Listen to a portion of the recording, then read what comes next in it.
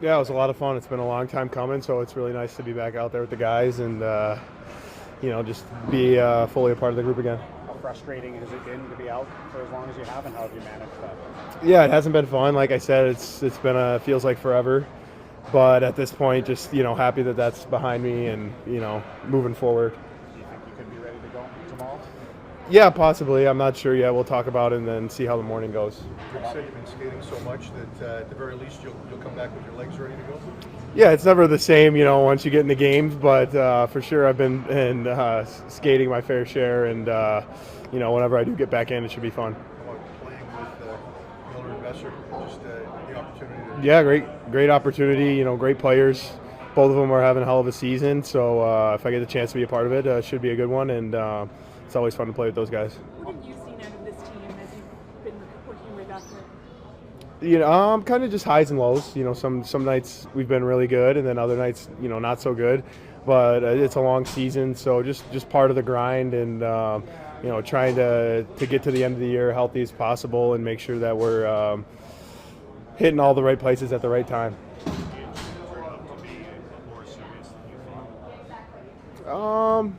Maybe initially, yeah, I didn't expect to be out that long, but once I learned more about it, just part of the recovery process. So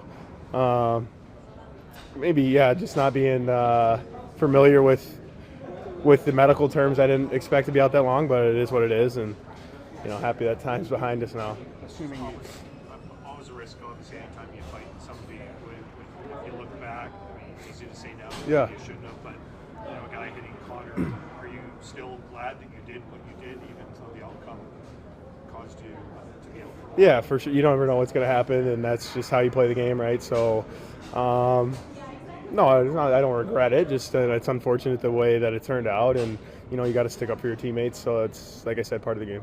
assuming you can play tomorrow, how about the importance of having 10 games of runway here before the playoffs to get back in and feel comfortable playing again? Yeah. Like I said, very important because you want to be hitting the high notes when it comes to playoff time. So that's what we're all looking to do here, and it'll be good to get the legs going again if I do get in. What is it that you do focus on in that first game back in terms of not overcomplicating and just kind of getting back up to speed? I think it's just like getting simulated with the speed again. Really, just you're going hard and trying to do what you can, but it has been a long time. So just taking it all in, enjoying being back out there, and then having fun with the guys again will be the most important. You were showing some pretty good hands offensively before you got injured. Does that take more time to get back? I don't know. I guess we'll find out. What about the fact that when you left the lineup, there were some struggles at that point? What did it feel like to be like the secret weapon? I don't know. I guess once again we'll have to see if I'm making a difference when I get back in there, but funny nonetheless. Yeah, no, he's a big part of our team, and I thought he had a good practice today, so it's a good start for him.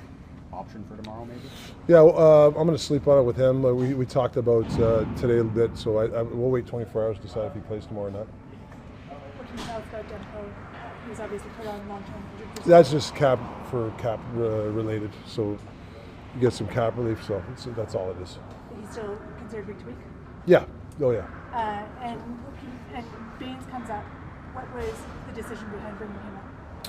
Well, you get some cap space to bring a couple of guys up. I think it's important to have, like to see where he's at, maybe throw him in the lab. I'm not sure if he's going to play tomorrow or not, but it's competition. He went down there. He's kind of did a couple of things that we like, and he's got some speed. Probably sign him here for the rest of the year. No, not necessarily. I wouldn't say. There's 10 games left. I couldn't say that. No. Totally comfortable that Thatcher will have, I think it's 6 games that he'd be eligible for. Is that, totally comfortable that's enough time for him to fully be ready? Yeah, yeah, for sure. Yeah, yeah. How concerned are you about the Lindholm situation? There seems to be some uncertainty around it right now. Yeah, I'm not really concerned. I think it's just, it's something a little nagging that's getting better every day. That's the way you got to look at it. You're not worried that there could be something else discovered that's suddenly really long term? No, I mean, not from the best of my knowledge, I would say no. But yeah, no. How much did you, No, not timeline, no. how much have you missed Dakota? Well, I think, when you look at that LA game, that's where Dakota is, he's that guy that can, get that puck around the net.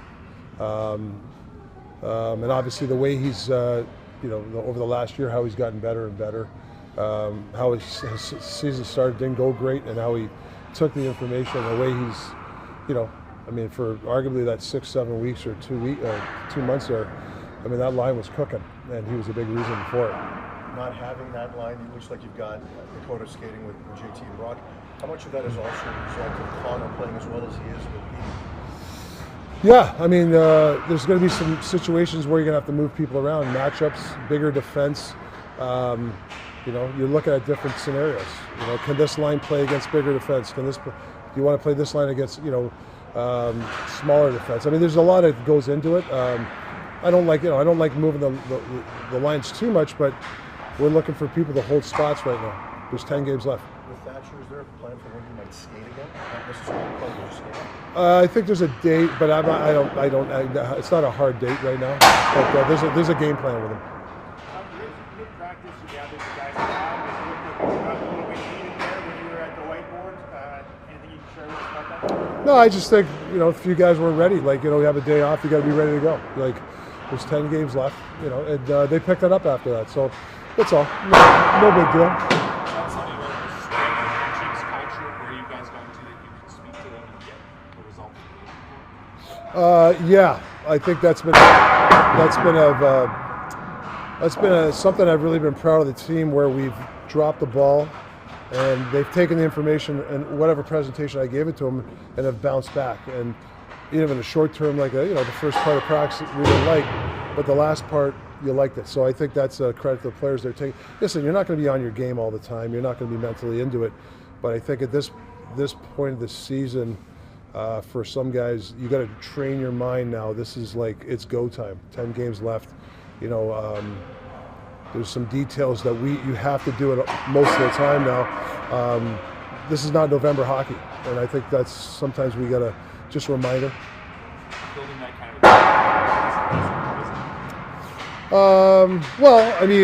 hopefully you got enough players that send that message, right? And it's also too my presentation. I can't be yelling and screaming every day, but I don't think I've yelled and screamed in 2 weeks, so I thought it was a good time to do it.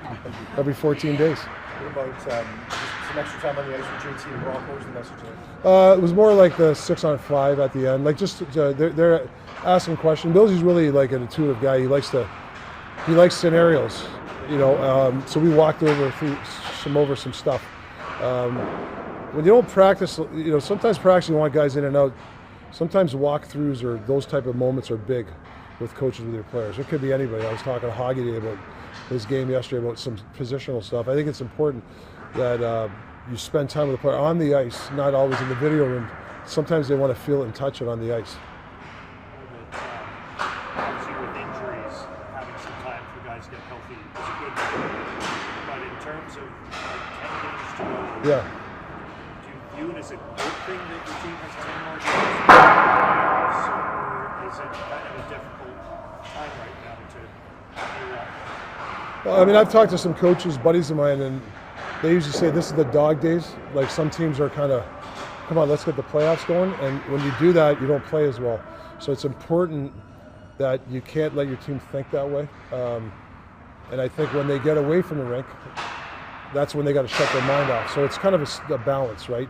When you're at the rink, it's go time. When you're away from the rink, don't worry about hockey. Don't think of hockey. So I think that might eliminate the dog days, I think. Do you encourage them to do more mindfulness, mental health coaching type stuff throughout this time? Yeah, I'm a big scenario guy, mental reps. I think game day for me is you're playing this team, this defense does this, so if I get this scenario, what am I going to do? I like that game day. I'm not sure the night before that I want guys thinking hockey all the time. I think you can burn yourself out. But game day, that 12 hours, that whole day, I really believe you should play scenarios in your head.